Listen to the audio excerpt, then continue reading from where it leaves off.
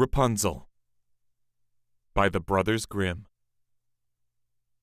Once upon a time, there was a man and a woman who had long, but to no avail, wished for a child. Finally, the woman came to believe that the good Lord would fulfill her wish.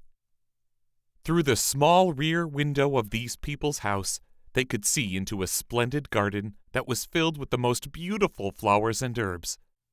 The garden was surrounded by a high wall, and no one dared enter, because it belonged to a sorceress who possessed great power and was feared by everyone.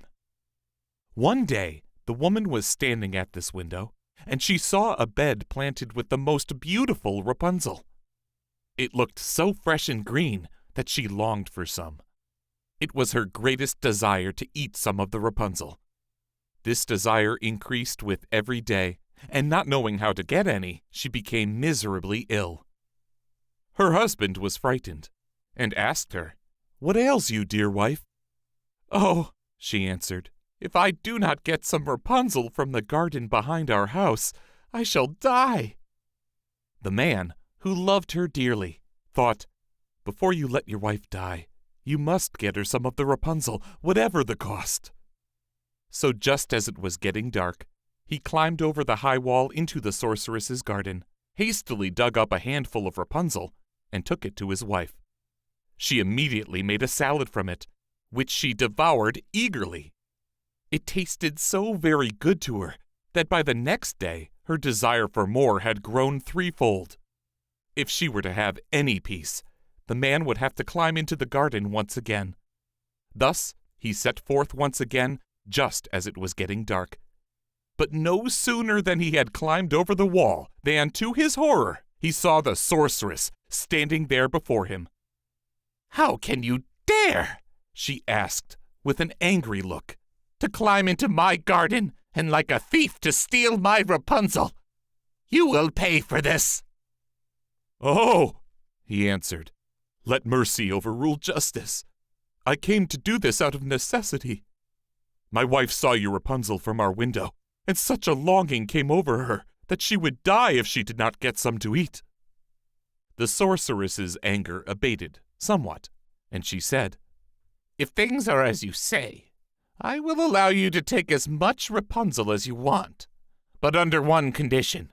You must give me the child that your wife will bring to the world. It will do well, and I will take care of it like a mother." In his fear, the man agreed to everything. When the woman gave birth, the sorceress appeared, named the little girl Rapunzel, and took her away. Rapunzel became the most beautiful child under the sun. When she was 12 years old, the fairy locked her in a tower that stood in a forest and that had neither a door nor a stairway, but only a tiny little window at the very top. When the sorceress wanted to enter, she stood below and called out, "Rapunzel! Rapunzel! Let down your hair to me." Rapunzel had splendid long hair, as fine as spun gold. When she heard the sorceress's voice, she untied her braids, wound them around a window hook, let her hair fall 20 yards to the ground, and the sorceress climbed up it. A few years later, it happened that a king's son was riding through the forest. As he approached the tower, he heard a song so beautiful that he stopped to listen. It was Rapunzel, who was passing the time by singing with her sweet voice. The prince wanted to climb up to her, and looked for a door in the tower, but none was to be found. He rode home, but the song had so touched his heart that he returned to the forest every day and listened to it. One time, as he was thus standing behind a tree, he saw the sorceress approach and heard her say, "Rapunzel! Rapunzel, let down your hair." Then Rapunzel let down her strands of hair, and the sorceress climbed up them to her. "If that is the ladder into the tower, then sometime I will try my luck." And the next day, just as it was beginning to get dark, he went to the tower and called out, "Rapunzel! Rapunzel! Let down your hair." The hair fell down, and the prince climbed up. At first, Rapunzel was terribly frightened when a man such as she had never seen before came into her. However, the prince began talking to her in a very friendly manner, telling her that his heart had been so touched by her singing that he could have no peace until he had seen her in person. Then Rapunzel lost her fear, and when he asked her if she would take him as her husband, she thought, "He would rather have me than would old Frau Gothel." She said yes, and placed her hand into his. She said, "I would go with you gladly, but I do not know how to get down. Every time that you come, bring a strand of silk from which I will weave a ladder. When it is finished, I will climb down, and you can take me away on your horse." They arranged that he would come to her every evening, for the old woman came by day.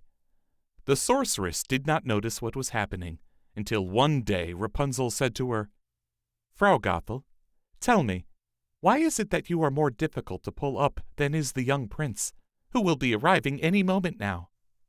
"You godless child!" cried the sorceress. "What am I hearing from you?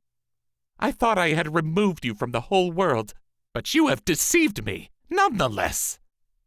In her anger, she grabbed Rapunzel's beautiful hair, wrapped it a few times around her left hand, grasped a pair of scissors with her right hand, and snip-snap, cut it off. And she was so unmerciful that she took Rapunzel into a wilderness where she suffered greatly. On the evening of the same day that she sent Rapunzel away, the fairy tied the cut-off hair to the hook at the top of the tower, and when the prince called out, "Rapunzel, Rapunzel, let down your hair," she let down the hair. The prince climbed up, but above, instead of his beloved Rapunzel, he found the sorceress, who peered at him with poisonous and evil looks. "Ah!" she cried scornfully.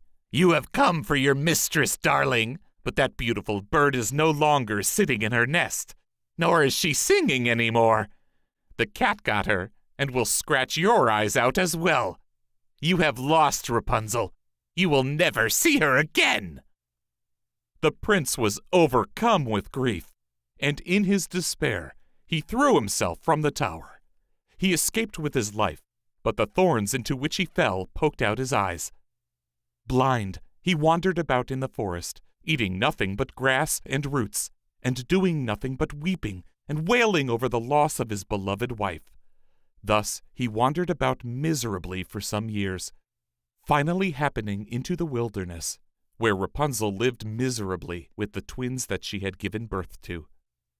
He heard a voice and thought it was familiar.